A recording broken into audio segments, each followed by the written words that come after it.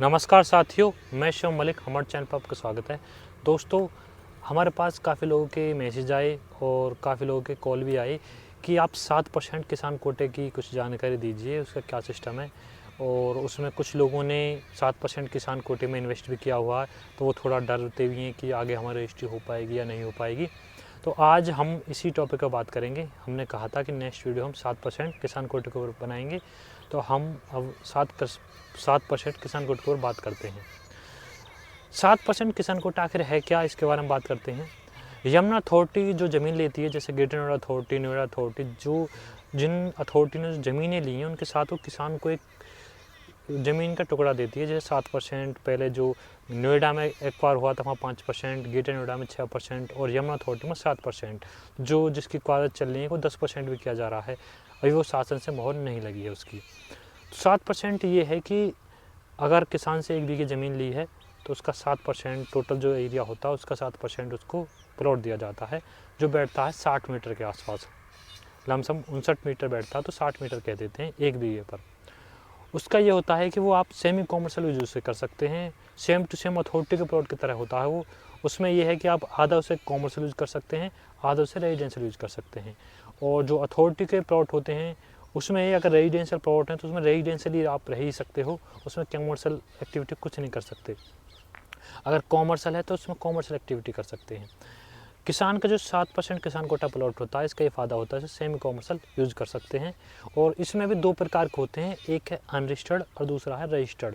Unregistered वो plot हैं, जैसे आप यमुना अथॉरिटी में देखोगे तो सेक्टर 25 को छोड़कर अभी किसी भी गाँव के मौके पर जो 7% के प्लॉट है वो नहीं लगे हैं। तो जब तक आपके मौके पर नहीं लगेंगे, रजिस्ट्री नहीं होगी, तो वो अनरजिस्टर्ड प्लॉट कहलाते हैं। तो जैसे आप देखेंगे सेक्टर 18-20 में जितने भी गांव इस टाइम पड़ते हैं वो प्लॉट सारे अनरजिस्टर्ड हैं। उनका ये है, कुछ का आरक्षण पत्र आ चुका है, 1 से 1.5 साल पीछे वो लग जाएंगे। जैसे आप देखेंगे अछेजा हो गया, डेरिन हो गया, आसमानपुर और आपका लिनोनी, मिर्ज़ापुर, तो ये है, ये सेक्टर 18 में पड़ते हैं। इनके जल्द ही आपको प्लॉट 1.5 से 2 साल में आपको मौके पर देखने को मिल सकते हैं। और सेक्टर 20 में जैसे पारसोल हो गया गाँव, आछपुर, चांदपुर, ये आपके काफ़ी गाँव पड़ते हैं। तो आपको ये है कि अगर आप रजिस्टर्ड प्लॉट लेते हैं उसकी तो आप रजिस्ट्री करा सकते हैं, जैसे अथॉरिटी के प्लॉट होते हैं। जो ये किसान कोटे के अनरजिस्टर्ड प्लॉट है 7%, ये एग्रीमेंट टू सेल होते हैं, जो पावर ऑफ अटॉर्नी या जीपीए जो कराते हैं उस पर होते हैं। तो इनमें रिस्क रहता है कि जो लास्ट की, जैसे अब जब मौके पर अथॉरिटी ने देगी, जो पोजीशन देगी, तो रजिस्ट्री होगी पहली किसान के नाम, उसके बाद आप ट्रांसफ़र करा सकते हैं। तो आपने किसी किसान से प्लॉट लिया, उसने आपको एग्रीमेंट टू सेल पर आपको सेल कर दिया। जैसे एक साल, 1.5 साल, 2 साल पीछे मौके पे लगेंगे, तो वो जब नाम आएंगे वो किसान के नाम आएंगे, तो किसान अपना रजिस्ट्री कराएगा, उसके बाद आपके नाम आएंगे। तो उसमें एक लोग चाहता है कि किसान मुकर जाए, किसान और डिमांड करे, तो ये दिक्कत तो देखो आने वाली है। इसमें यह कि अगर आप रजिस्टर्ड और अनरजिस्टर्ड में देखेंगे तो आज आप अनरजिस्टर्ड प्लॉट देखेंगे तो वो 30 तक आपको मिल जाएगा, 30,000 रुपये मीटर, और रजिस्टर्ड प्लॉट है 70,000 रुपये मीटर, तो दुगने का अंतर है।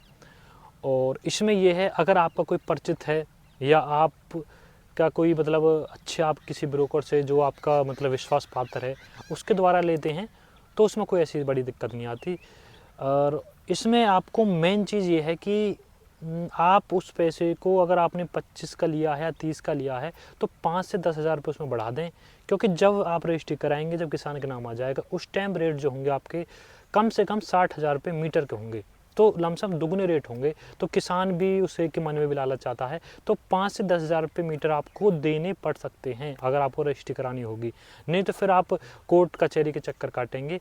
ये तो आप मान के चलें, आज आपको प्लॉट में पड़ता है 30 का, तो आप 35 का रेट मानेंगे, जब उसे लास्ट में आपको मिलेगा 5,000 रुपये मीटर किसान को देने पड़ेंगे, क्योंकि हर किसान एक जैसा नहीं होता। कुछ ऐसे होते हैं ज़्यादा दिक्कत दे देते हैं, कुछ ऐसे हैं जो थोड़े बहुत में मान जाएंगे। तो ये है कि आपको उसका रेट तो अगर 5,000 कम से कम बढ़ा के चलना होगा। अगर आप 30 का लेते हो तो 35 का माने।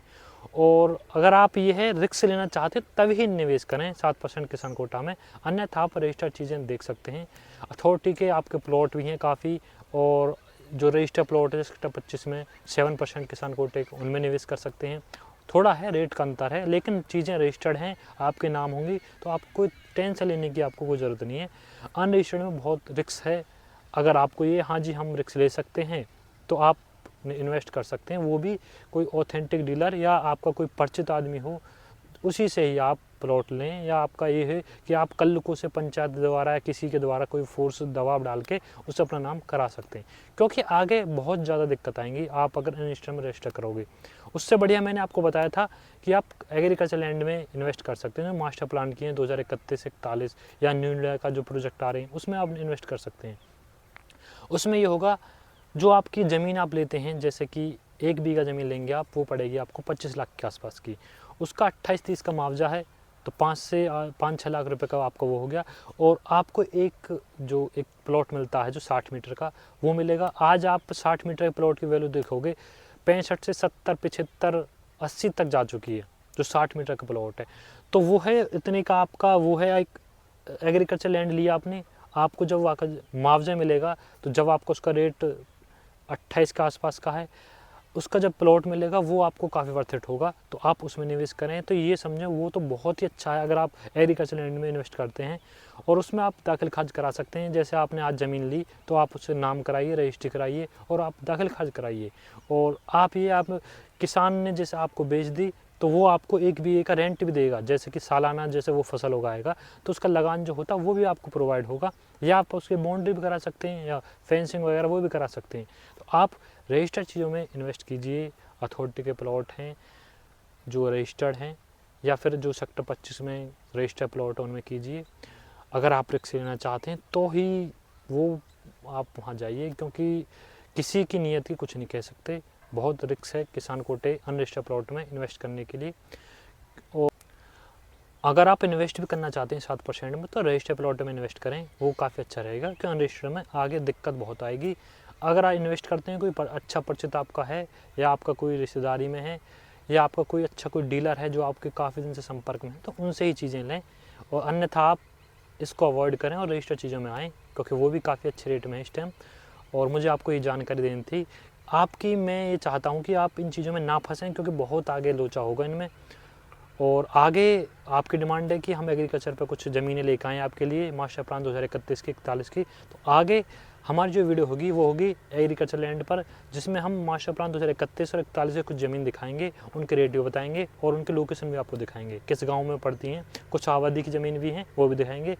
ठीक है दोस्तों, नमस्कार। हमारी वीडियो आपको कैसी लगती है आप हमें कमेंट कर सकते हैं और हमारे चैनल को सब्सक्राइब कर सकते हैं, जिससे हमें मोटिवेशन मिलता है। ठीक है दोस्तों, नमस्कार।